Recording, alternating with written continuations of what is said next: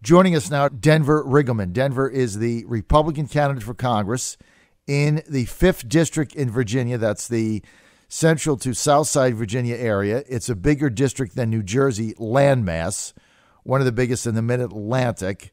Denver Riggleman, the Republican nominee, he'll be facing off November 6th with Democrat nominee Leslie Colburn.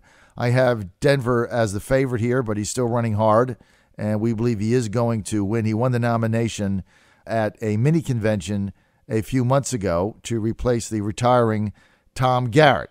Denver Riggleman has a long-noted history in the Department of Defense. He did defense intel, and he's also a small businessman. He runs a whiskey distillery, so he shot terrorists and makes whiskey. I don't know how you beat somebody like that, quite frankly. And he'll talk about anything at any time, and he's joining us now. Denver, great to have you. Good morning, John. Happy Constitution Day. Well, this is Constitution Day. I'm glad you brought that up. And one of the things I was excited about Judge Kavanaugh is he said that he was going to interpret the Constitution as it's written, not like a living, breathing, malleable document. But let me ask you this. You're running for Congress in the House of Representatives, so you're not really involved. But, you're still going to be, if you win, you'll be a federal representative. What do you think of this Kavanaugh thing? Should they have the hearings? Now what? Well, I mean, they gotta hear it out. I honestly believe, John, I think you're right. Republicans have no choice but to hear her out. And this is the difficult part about this, and I think there might be something that maybe somebody hasn't brought up. If anybody talks about sexual harassment or assault, it's serious. If anybody does this, you have to hear them out. I have 3 daughters myself. But I will tell you, his family is going through hell right now. Things were made up about me. So the first thing I thought of, is it true? What is his family going through? What is the, alleged victim going through? But what really gets me, too, not only do we have to make sure that we're completely sensitive, over the top, make sure we protect anybody who has these type of allegations. The thing that also is very concerning is the Democrats weaponized this woman's pain to wait to the last second. If she wanted to keep it confidential and sent this letter back in July or August, then she wouldn't have sent the letter. So there's so many questions there that you think about when you come from an intelligence point of view, or how in the heck do people sleep at night?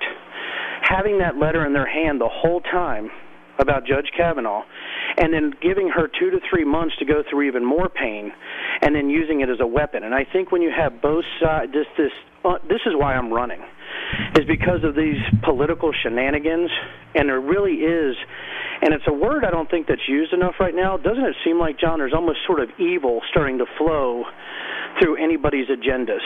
Whether you're weaponizing a woman's pain, you could be, alleging something that's completely untrue about Judge Kavanaugh, something that happened 37 years ago. Oh, and by the way, Miss Diane from California had this letter for months and decides to weaponize it now with a release, and then, we didn't have anything to do with it. And every single free-thinking human knows that's a bunch of just tripe. So now you have a woman who's in pain, whether she believes it happened or not, or whether it happened or not. You have somebody who's going to testify, and you have a party willing to weaponize a woman's pain just to further their ends. I got to tell you, John, it's one of the most awful, sordid things, and I'm looking forward to hear what she has to say. But everybody has to be careful, because if this woman is indeed in pain, and it did happen, it's an awful thing. And I believe this nomination could be over, and we better hold the Senate in this round so that we have another nominee get through. I tell you what, John, it's awful. I just this weaponization of these type of things, you get to the point you're like, something has to change in our political system. I agree with you, Denver, and I think you're right. That is one of the reasons you're running. But the point that you bring up, I think, is spot on, and I never thought of it this way.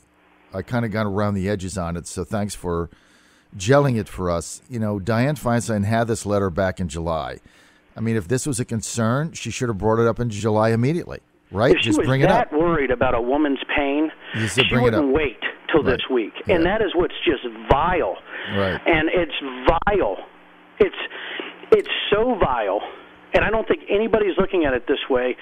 The Democrats who are so concerned weaponized a woman who's gone through incredible pain. Allegedly. Whether Judge Kavanaugh did it or not, I hope people understand what I'm trying to say. Right.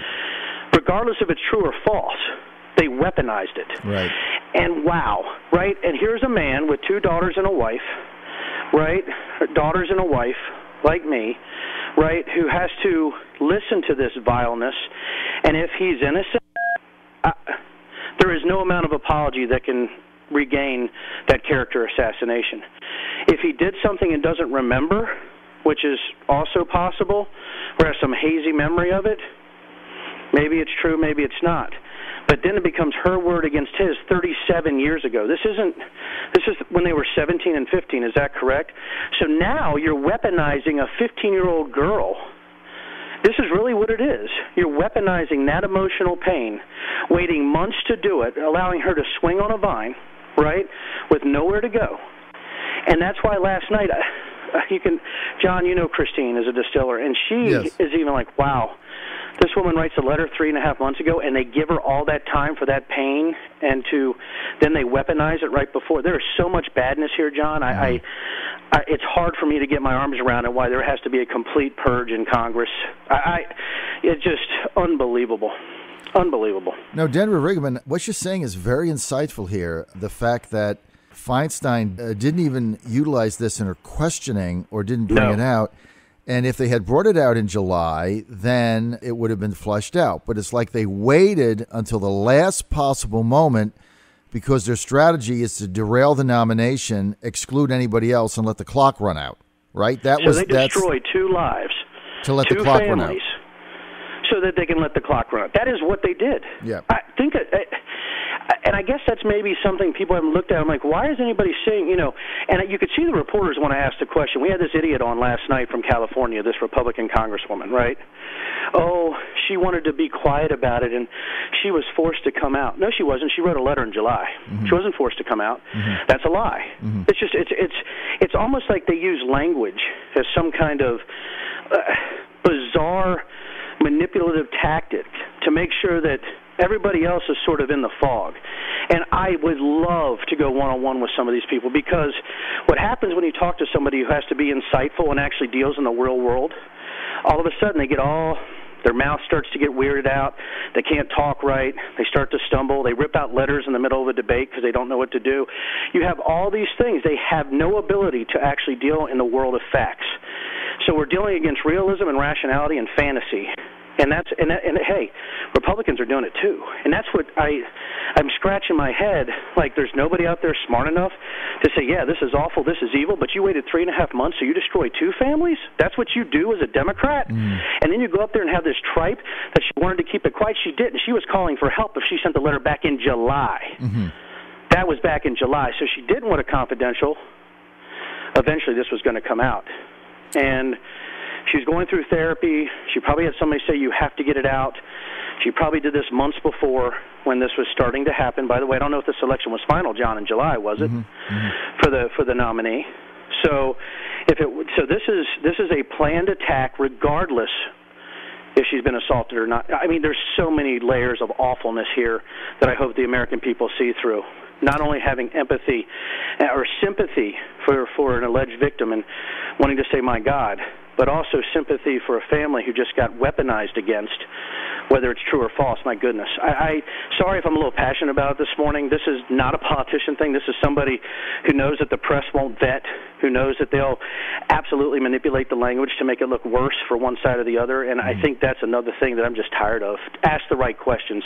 Have some guts and actually do the right thing. Mm-hmm. Well, sorry, right, John. It's just unbelievable to me. Look, I understand, Denver, and I appreciate your passion on this issue.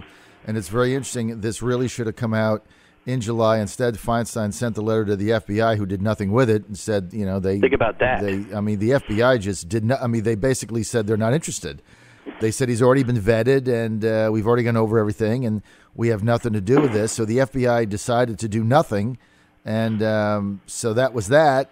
And then they wait. Then she could have brought it out. Di-Fi could have, and I like Feinstein. Okay, so everybody knows that Di-Fi could have brought this out during the hearings. She should have. She was right there. She's a ranking member. She could have asked 50 questions. She could have alleged to it. She was the patsy for this. You know, she's in a fight nothing for her life in her own district. She said My nothing. guess is they made her a deal that they wouldn't be so strident, the Democratic Party is in support of her opponent.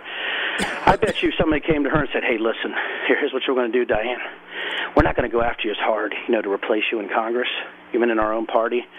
So, hey, this is what you're going to do. I'm telling you, brother. Let me tell you, it's sick. It's disgusting. And by the way, is the FBI going to put out a statement that, hey, we vetted him and we find no wrongdoing? I think if they did this, FBI needs to put out a statement in support of their vetting process. Right. So what if they're wrong now? Right. Now the FBI gets called into question, and they should. Right. So hey, you better crap or get off the pot. Right. Well, where are you at, FBI? They vetted him multiple times, right? I mean, multiple times. When he went to the So White you better be putting House. out a statement. Right. And not letting it swing in the wind. Or what are you doing over there? You doing your job? Right. You scared? Right. Right. Anyway, that's where I'm at. No, That's where I'm at. It up. All right, let's move to foreign policy for a minute. Sure. We're with Denver Riggleman. Denver is the Republican nominee for the 5th Congressional District in Virginia. That's the South Side area running from Lynchburg to Danville and all points in between. It's a huge district. He's running against Leslie Colburn, who was the Democratic nominee. Do you agree with Ambassador John Bolton's assessment of the International Criminal Court? Yes, no, yes. And why? Yes, absolutely. We know the ICC has been a shill for groups, and even groups that have done state-sponsored terrorism, so absolutely I do. And we never were a big supporter of the ICC anyway. Our community knows this, the DOD. It's, you use it for what you can use it for, and that's what they do.